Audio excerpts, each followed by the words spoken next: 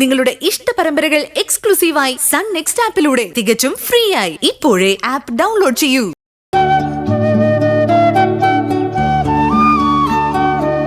ഞാൻ എന്തെങ്കിലും സഹായിക്കണേ ചേച്ചി? ആ, നീ എഴുന്നേറ്റോ? ഞാൻ ചായയുമായിട്ട് വന്ന് നിന്നെ വിളിച്ചാലോ എന്ന് വിചാരിക്കായിരുന്നു. നീയേ നിന്റെ കാര്യങ്ങൾ നോക്കിയാ മതി, എന്നെ സഹായിക്കൊന്നും വേണ്ട. നീ പഠിച്ചു വലിയ ആളാവുമ്പോ എനിക്ക് പറയാലോ, എന്റെ അനിയത്തി ഡിഗ്രി കംപ്ലീറ്റ് ചെയ്തത് എന്റെ വീട്ടിൽ നിന്ന് പഠിച്ചിട്ടാണെന്ന്. പഠിക്കാൻ കഴിയുന്ന ഒരു ഭാഗ്യം തന്നെ ചേച്ചി. പഠിക്കാവുന്ന അത്രയും പഠിച്ച് നല്ലൊരു പൊസിഷനിൽ എത്തണമെന്ന എന്റെ ആഗ്രഹം അച്ഛൻ സാധിച്ചു തരുമെന്തോ. അതെന്താ നിനക്കതിൽ സംശയം? അച്ഛൻ തന്നെയല്ലേ ബാക്കിയെല്ലാം മറന്ന് നിന്നോട് തുടർന്ന് പഠിക്കാൻ പറഞ്ഞത്. അതൊക്കെ ശരിയാ, പക്ഷെ അച്ഛൻ ഇപ്പോഴും സത്യങ്ങളോടും ഗോകുലേട്ടനോടൊക്കെ എന്തോ കമ്മിറ്റ്മെന്റ് ഉള്ള പോലെയാ. ചിലപ്പോ ഡിഗ്രി കഴിഞ്ഞാലുടനെ അച്ഛൻ എന്റെയും ഗോകുലേട്ടന്റെ കല്യാണം നടത്തിയെന്നും വരും. ജീവൻ രാജിനെ പോലെ എനിക്കും റാങ്ക് വാങ്ങിക്കാൻ കഴിഞ്ഞാ അച്ഛന്റെ മുന്നിൽ പറഞ്ഞു നിൽക്കാലോ. ഇനി എന്റെ ശ്രമം അതാ. ജീവൻ രാജിന് റാങ്ക് കിട്ടിയോണ്ടല്ലേ അച്ഛൻ അവന്റെ കേസ് പിൻവലിക്കാന്ന് സമ്മതിച്ചത്. അച്ഛനൊരു അർദ്ധസമ്മതം മൂളിയെന്നല്ലേ ഉള്ളൂ, അങ്ങനെ തീരുമാനമൊന്നും എടുത്തില്ലല്ലോ. അച്ഛൻ എനിക്ക് ഉറപ്പ് തന്നിട്ടുണ്ട്, സത്യങ്ങളെ ചെറിയൊരു തടസ്സം എന്ന് പറഞ്ഞ അതോടെ ക്ലിയർ ചെയ്ത് അച്ഛൻ പോയി വക്കീലിനെ കാണും. സച്ചി സാറ് തടസ്സം പറഞ്ഞ അച്ഛന് പിന്നെ ഒന്നും ചെയ്യാൻ പറ്റില്ല മഞ്ചാടി. ജീവൻ രാജ് കാരണം ഗോകുല് ദിവസങ്ങളോളം ജയിലിൽ കിടന്നതല്ലേ. എന്നുവെച്ച് ഒരാളുടെ ലൈഫ് തന്നെ തകർത്ത് കളയണോ ചേച്ചി? കൊറേ ദിവസം ജീവൻ രാജൻ ജയിലിൽ കിടന്നതല്ലേ. അല്ല, നീ എന്തിനാ അവന്റെ കാര്യത്തിൽ ഇത്ര ഇൻട്രസ്റ്റ് എടുക്കുന്നേ? നിന്റെ ജന്മം തുലയ്ക്കാൻ നോക്കിയവനല്ലേ, അവൻ കുറച്ച് അനുഭവിക്കട്ടെ എന്ന് വിചാരിക്കണം. എന്താനു ആരനുഭവിക്കുന്ന നീ പറയുന്നേ? ആ ജീവൻ രാജിന്റെ കാര്യം പറയായിരുന്നു ഇന്ദ്രേട്ടാ. അവന് തുടർന്ന് പഠിക്കണമെങ്കിൽ ഇവള് കൊടുത്ത കേസ് പിൻവലിക്കണമെന്നാ പറയുന്നേ. ആ കേസ് പിൻവലിച്ചാലേ വിനയനും ജോലിക്ക് കയറാൻ പറ്റും. അങ്ങനെ ഒരു തീരുമാനം ഉണ്ടെങ്കിൽ അത് പെട്ടെന്ന് ചെയ്തു കൊടുത്താൽ വിനയനും ഉപകാരമാവും. ഇന്ദ്രേട്ടൻ അച്ഛനെ വിളിച്ചൊന്ന് പറ. ജീവൻ രാജിന്റെ കാര്യം പറയണ്ട, വിനയേട്ടന്റെ ജോലിക്കാര്യം പറഞ്ഞാ മതി. അതൊക്കെ അച്ഛനും രഘുവിനും അറിയാൻ മഞ്ചാടി. അവരുടെ കയ്യിൽ നിന്ന് അനുകൂലമായൊരു തീരുമാനം ഉണ്ടായേക്കും. മഞ്ചാടിയെ ഇന്നൊരു ദിവസം ഇന്ദ്രേട്ടൻ കോളേജിൽ കൊണ്ടുവിടണം. ഈ റൂട്ട് ആൾക്ക് പരിചയമായില്ലല്ലോ. അതിനെന്താ, എന്നും മഞ്ചാടി എന്റെ കൂടെ തന്നെ വരട്ടെ. ഒന്ന് പരിചയമായ ശേഷം തനിച്ചു പോയാൽ മതി. എന്നെ ബസ് സ്റ്റോപ്പിൽ വിട്ടാലും മതി ഇന്ദ്രേട്ടാ, അവിടുന്ന് ഞാൻ പോയിക്കോളാം. നോക്കാം, നീ റെഡിയാകുമ്പോ പറ, നമുക്ക് ഒരുമിച്ച് അവിടെ നിന്ന് ഇറങ്ങാം. ശരി, ഞാനൊന്ന് മുറിയിലേക്ക് പോട്ടെ ചേച്ചി. ആ പിന്നെ ഇന്ദ്രേട്ടാ, മോനുള്ള പാൽ അവിടെ എടുത്തു വെച്ചിട്ടുണ്ട്, ഉണരുമ്പോ കൊടുത്തേക്കണേ. മഞ്ചാടി പോകുമ്പോഴേക്കും ബ്രേക്ക്ഫാസ്റ്റും കൊണ്ടുപോകാനുള്ള ലഞ്ചും ഒക്കെ റെഡിയാക്കണം.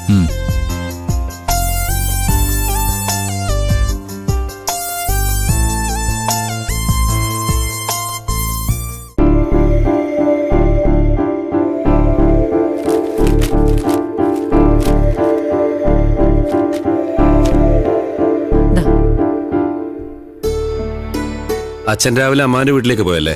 ആ, അവിടെ ഇന്ന് പ്രത്യേക പൂജ എന്തോ ഉണ്ടെന്ന് പറഞ്ഞു. രാഹുൽ ഇന്നലെ ഇങ്ങോട്ട് വന്നേ ഇല്ലല്ലോ ഗോകുലെ. പാവം മോള് ഒരുപോലെ കണ്ണടയ്ക്കാതെ കാത്തിരിക്കുമായിരുന്നു. അവൻ രാത്രി വരില്ലെന്ന് ഞാൻ പറഞ്ഞല്ലേ, പിന്നെന്തിനാ അവള് കാത്തിരുന്ന്? അവൾക്ക് വിഷമം ഉണ്ടാവില്ലേ ഗോകുലെ?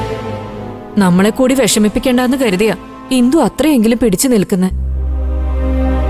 ഹോസ്പിറ്റലിലെ ജോലി കഴിഞ്ഞ് ചിലപ്പോ രാവിലെ അവിടെ തന്നെ റെസ്റ്റ് ചെയ്യാന്ന് വിചാരിച്ചു കാണും. ചിലപ്പോ കുറച്ച് കഴിയുമ്പോ ഇങ്ങോട്ട് വരുമായിരിക്കും. അമ്മേ, ആ മോളിവിടെ ഇരിക്കെ, അമ്മ പോയി ചായ കൊണ്ടുവരാം. വേണ്ടമ്മേ, ഞാൻ രാഹുലേട്ടന്റെ വീട്ടിലേക്ക് പോവാ. അവൻ ഇങ്ങോട്ട് വരാന്ന് പറഞ്ഞില്ലേ അമ്മേ? രാഹുലേട്ടൻ ഇങ്ങോട്ടൊന്നും വരില്ലേട്ടാ, പുള്ളിക്കാരൻ സ്വന്തം വീട്ടിൽ കിടന്ന് ഉറങ്ങും. ഞാനവിടുത്തെ അമ്മയെ വിളിച്ചിരുന്നു, രാഹുലേട്ടനെ വിളിച്ചപ്പോ എടുത്തില്ല. പിന്നെന്തിനാ നീ ഇപ്പൊ അങ്ങോട്ട് പോകുന്നേ? അവനല്ലേ നിന്നെ ഇങ്ങോട്ട് കൊണ്ടുവന്നാക്കിയേ, അപ്പൊ അവൻ തന്നെ വന്ന് നിന്നെ കൂട്ടിക്കൊണ്ടു പോട്ടെ. അത് വേണ്ടേട്ടാ, ഞാൻ അങ്ങോട്ട് പോയിക്കോളാം. മോൾ എന്തിനിങ്ങനെ വാശി പിടിക്കുന്നേ? അവന് നിന്നെ ഇവിടെ വന്ന് വിളിച്ചുകൊണ്ട് പോകാനുള്ള ഉത്തരവാദിത്വം ഇല്ലേ? അതൊന്നും ചോദിക്കാൻ ചിലപ്പോ നമുക്ക് പറ്റിയില്ലെന്ന് വരും അമ്മ. കാരണം അവസാന നിമിഷം എനിക്കൊരു ജീവിതം തരാൻ തയ്യാറായ ആളല്ലേ. എന്തായാലും പോവാൻ തീരുമാനിച്ചു. ഞാനൊരു ഓട്ടോ വിളിച്ച് പോയിക്കോളാം. ഏയ്, ഞാനിവിടെ ഉള്ളപ്പോ നീ എന്തിനാ ഓട്ടോ വിളിച്ചു പോന്നേ? നിനക്ക് നിർബന്ധമാണെങ്കിൽ ഞാൻ കൊണ്ടുചെന്ന് വിടാം. അത് വേണ്ട ഏട്ടാ. അതെന്താ, നീ ആരും ഇല്ലാത്തവളാണോ? ഗോകുലെ, നീ പോയി പെട്ടെന്ന് റെഡി ആയിട്ട് വാ. ശരി, ഞാൻ കൊണ്ടുവിടാടി. ശരി ഏട്ടാ. മോളെ, നീ വിഷമിക്കണ്ട. നിന്റെ കൂടെ എപ്പോഴും അച്ഛനും അമ്മയും ഏട്ടനും ഉണ്ടാവും. വിഷമിക്കണ്ടാട്ടോ.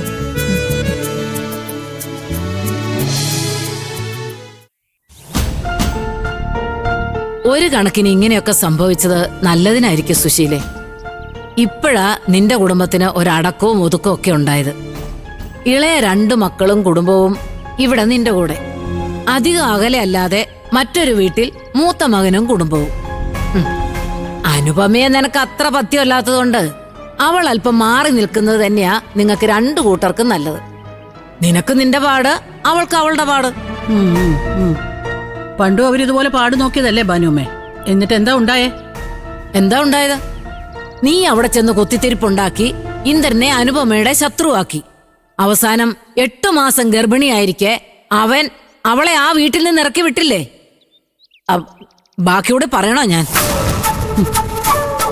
നിങ്ങൾ അവൾക്ക് അനുകൂലമായിട്ട് പറഞ്ഞാൽ എനിക്കൊരു ചുക്കുമില്ല. ഞാൻ കുത്തിത്തിരിപ്പുണ്ടാക്കിയതാണോ അതോ അവളുടെ സ്വഭാവ ഗുണം അറിഞ്ഞിട്ട് ഇന്ദ്രൻ അവളെ ഇറക്കി വിട്ടതാണോ എന്നൊക്കെ ദൈവത്തിനറിയാം.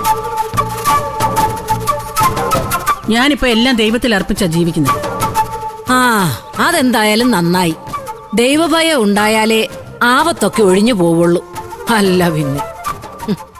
ഭാനുമ്മേ, ചായ. ഇതമ്മ ചായ. മധുരമൊക്കെ പാകത്തിനല്ലേ കാണൂ? മധുരം കൂടിയാ ഞാൻ ദൂരേക്ക് ഒഴിക്കുവേ. കറക്റ്റ് ആയിരിക്കും. ഞാൻ ശ്രദ്ധിച്ച അമ്മയിട്ടത്.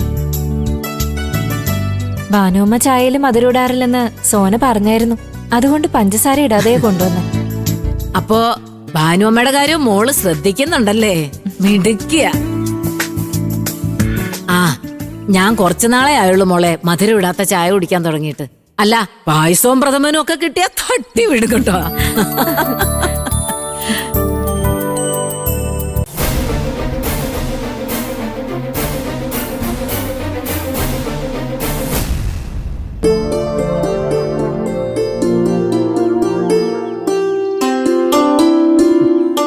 നല്ല മോളാ സുശീലേ പ്രതിഭ.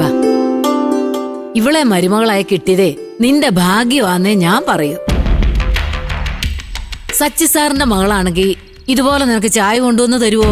അല്ല, അഥവാ ഇനി തന്നാലും നിന്റെ വായിലിരിക്കുന്നതൊക്കെ ആ കൊച്ചു മിണ്ടാതെ നിന്ന് കേക്കുവോ? മതി ഭാനുവമ്മേ, എന്തിനാ വെറുതെ ചത്ത കൊച്ചിന്റെ ജാതകം നോക്കുന്നേ? നിങ്ങൾക്ക് വേറെ എന്തെങ്കിലും പറയാനുണ്ടേ പറ. ഓ, വേറെന്തു പറയാൻ? പറ്റിയാലേ നമുക്ക് ഒരുമിച്ച് ഒരു ദിവസം ഇന്ദ്രന്റെ വീട്ടിലൊന്ന് പോവാം. നല്ല വീടാ. അല്ല, നിനക്ക് ആ വീട് കാണണമെന്ന് തോന്നില്ലേ സുശീലേ? എനിക്ക് മാത്രം തോന്നിയിട്ട് കാര്യമില്ലല്ലോ. എന്നെ അവിടെ കൊണ്ടുപോകണമെന്ന് എന്റെ മോനും കൂടെ തോന്നണ്ടേ? അവൻ എന്നെ ഇതുവരെ അങ്ങോട്ടൊന്നും ക്ഷണിച്ചില്ലല്ലോ. ക്ഷണിക്കുന്ന എന്തിനാ? അല്ല, നീ അവിടെ സ്ഥിരതാമസത്തിനൊന്നും പോകുന്നല്ലോ. ഒന്നവിടെ പോയി എല്ലാം ഒന്ന് കണ്ടുവരുന്നതിന് നിനക്ക് ആരുടെയെങ്കിലും ക്ഷണം വേണോ? ഞാൻ അങ്ങനെ ആയിപ്പോയി ഭാനുമ്മേ. സ്വന്തം മകന്റെ വീട്ടിലേക്കായാലും ക്ഷണിക്കാതെ കയറി ചെല്ലാൻ എന്നെ കൊണ്ട് പറ്റില്ല. അല്ലെങ്കിൽ പിന്നെ എനിക്കവിടെ ചെന്ന് കയറാൻ തക്കതായിട്ടൊരു കാരണം ഉണ്ടാവണം.